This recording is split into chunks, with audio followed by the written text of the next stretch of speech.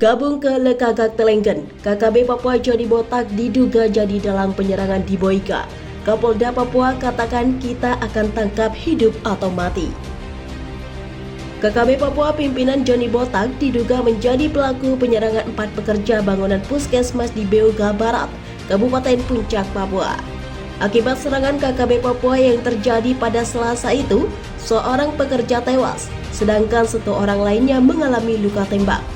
Diduga pelakunya KKB Kalikopi atau Mimika, kelompoknya Joni Botak, ujar Dereskrimum Polda Papua, Kombes Faisal Ramadhani melalui pesan singkat kepada kompas.com. Namun Faisal belum bisa memastikan mengapa kelompok tersebut berada di Boyka. Saat ini timnya masih melakukan penyidikan. Masih didalami mengapa mereka ada di sana, kata dia. Lokasi Kalikopi berada di distrik Iwaka, Kabupaten Mimika, sementara letak Boyka berada di Kabupaten Puncak.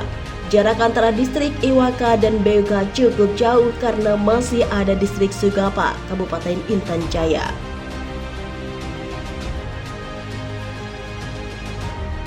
Diberitakan sebelumnya KKB Papua menyerang 4 pekerja bangunan yang sedang membangun puskesmas Boyka Barat, distrik Beoga, Kabupaten Puncak, Papua pada Selasa. Dalam penyerangan tersebut, 1 pekerja bernama Wahyu 55 tahun tewas akibat luka tembakan di bagian perut. Telah terjadi insiden di Beoga, ada 4 korban. 2 sudah dievakuasi ke Timika, yang 2 belum, ujar Kapolda Papua Irjen Matius De Fakiri pada Selasa. Fakiri menyebut 2 orang yang telah dievakuasi ke Timika adalah korban tewas atas nama Wahyu dan korban yang menderita luka tembak bernama Ilham. Sementara 2 korban lainnya yang masih di Boyka dipastikan selamat. Fakiri menyebut kedua pekerja yang selamat itu mengalami trauma. Proses evakuasi 2 korban lainnya akan segera dilakukan tergantung kondisi cuaca di lokasi kejadian. Masuk ke Boyka butuh proses waktu, dia tergantung cuaca.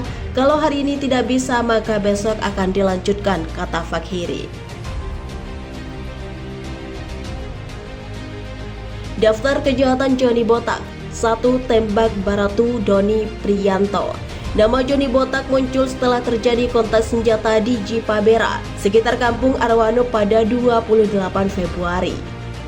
Baku tembak itu berujung pada gugurnya Baratu Anumerta Doni Priyanto, anggota Brimob Resimen 3 Jakarta. KKB Papua Joni Botak juga disinyalir hampir menyandera 3 orang guru SD Impres Baluni, Aronao. Melansir Tribun Papua.com, anggota KKB Papua Joni Botak juga melakukan serangan di kantor Polsek Tembagapura. Saat kontak tembak antara aparat Brimob dengan KKB pimpinan Joni Botak di Jibabera pada Jumat 28 Februari, 3 anggota KKB dilaporkan juga terkena tembakan oleh peluru aparat.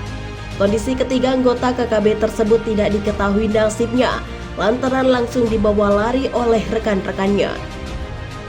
Termasuk soal keberadaan KKB di kawasan Arwanop, tepatnya di Kampung Baluni dan Jagamin, baru diketahui setelah 3 orang guru yang bertugas di SD Impres Baluni sempat disandera oleh kelompok separatis bersenjata itu sejak 15 Februari hingga 18 Februari. Identitas 3 guru yang disandera KKB itu yakni Agustino Sere, Eustatius Letev, dan Boni Vantura Pakawiruru. Ketiganya berhasil bebas setelah ditolong oleh warga setempat dan dievakuasi ke Timika menggunakan helikopter milik Polri. 2 bersatu incar Freeport. Diketahui KKB Papua pimpinan Joni Botak dan kelompok Lekagak Telenggen kini sudah bersatu. Kapolda Papua kala itu Irjen Paulus Waterpau mengatakan ada indikasi mereka berupaya memasuki kawasan PT Freeport di Tembagapura, Papua. Indikasi itu terungkap dari hasil penyelidikan yang dilakukan anggotanya, di mana saat ini KKB Papua dari berbagai wilayah berada di sekitar Tembagapura. Memang benar ada laporan KKB yang berada di sekitar area Tembagapura. Bukan saja kelompok Joni Botak yang menguasai kawasan Kalikabur, tetapi Lekagak Telenggen juga sudah bergabung, ujar Waterpau. Dijelaskan dengan mulai bersatunya berbagai kelompok KKB Papua, maka pihaknya akan lebih memperketat pengamanan di sekitar areal PT Freeport. Aparat keamanan akan mengambil tindakan tegas bila kelompok tersebut tetap berupaya masuk kawasan Freeport. 3 tembak warga dikira mata-mata.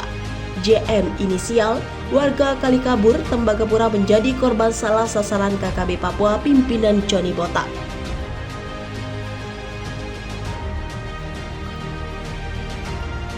KKB Papua pimpinan Johnny Botak menembak JM hingga tewas karena dikira mata-mata TNI Polri pada 1 Maret.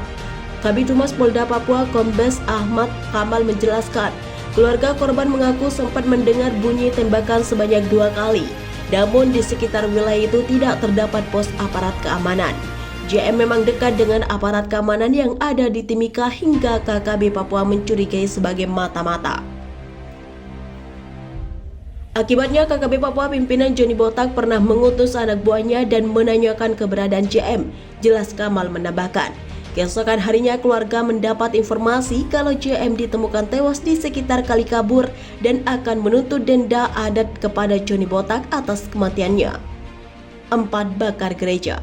Kabar viral yang menyebut kalau KKB Papua pimpinan Lekagak Telenggen dan Johnny Botak membakar gedung gereja Kemah Injil Indonesia, Jemaat Sinai, Kampung Opitawak, Distrik Tembagapura dibenarkan Kapolsek Tembagapura AKP Hermanto.